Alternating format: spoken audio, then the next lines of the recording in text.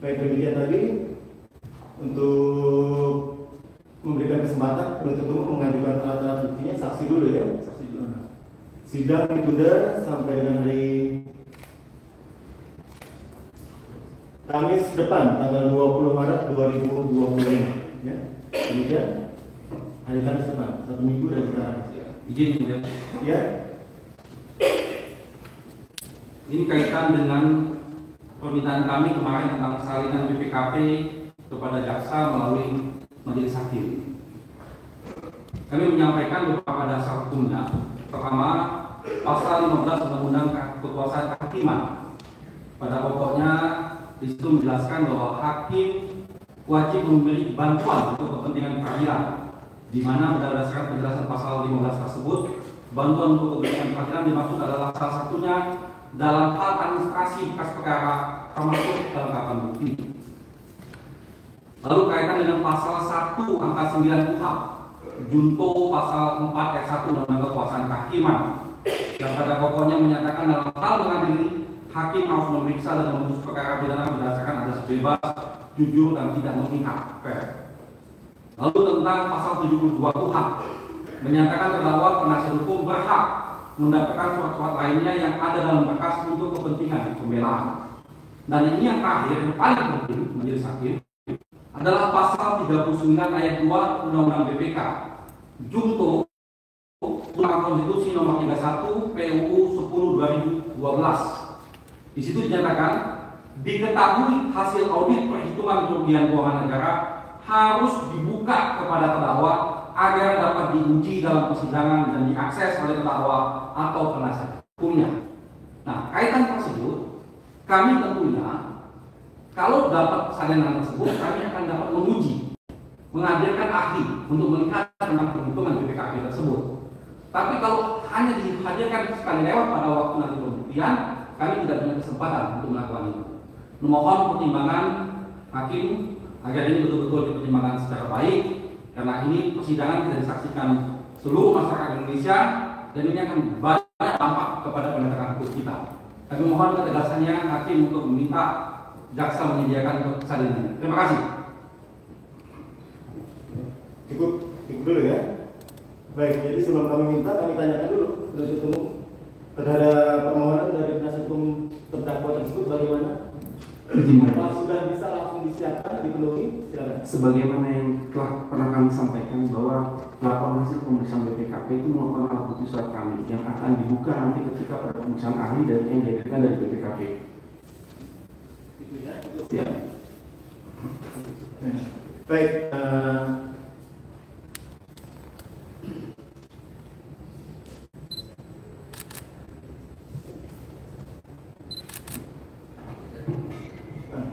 baik, jadi mendengar permohonan dari tim penasihat hukum terdakwa, juga tanggapan dari penuntut umum. Pada dasarnya, majelis menyatakan bahwa laporan hasil audit perhitungan kerugian keuangan negara ya, itu adalah merupakan hak dari terdakwa. Jadi terdakwa berhak untuk menuntut laporan hasil audit tersebut yang akan digunakan sebagai bahan pembelaannya di persidangan. Jadi untuk itu kami minta juga kepada penuntut umum untuk secepat mungkin segera memberikan laporan hasil audit tersebut kepada terdakwa ataupun tim penasihat hukumnya. Terima kasih. Jadi tidak perlu menunggu nanti pembuktian lebih lanjut lagi. Nah, agar terdakwa maupun tim penasihat hukum juga punya waktu yang cukup untuk mempelajari. Ya, demikian. Biar persidangan juga kami harapkan berjalan seimbang, fair, terkait. Demikian. Bisa dipenuhi kapan kira-kira? Kami akan usahakan untuk ini. Mohon kepastian. Kita minta coba di sidang berikutnya untuk Oke, kami usahakan. disampaikan kepada tim penasihat hukum. Demikian. Kelihatan cukup demikian. Terima kasih. Terima kasih Bu Jasa. Baik, kembali lagi penundaan sidang berikutnya dijadwalkan dibuka kembali pada hari Kamis tanggal 20 Maret 2025.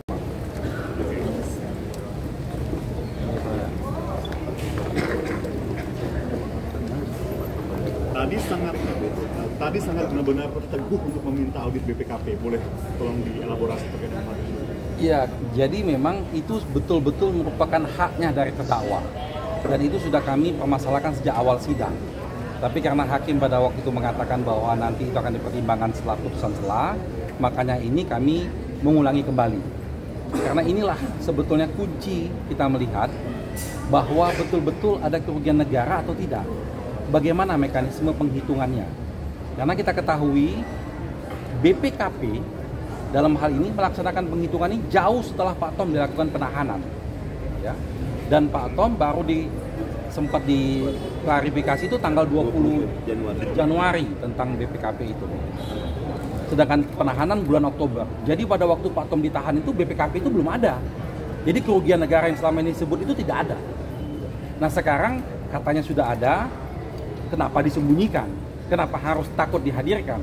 Makanya nanti tadi kami minta bantuan melalui Majelis Hakim berdasarkan dasar hukum yang kuat. Tadi kami uraikan, Majelis Hakim menerima bahwa BPKP harus dilampirkan sebagai satu salinan bukti yang diberikan kepada kami terdakwa dan penasihat hukumnya.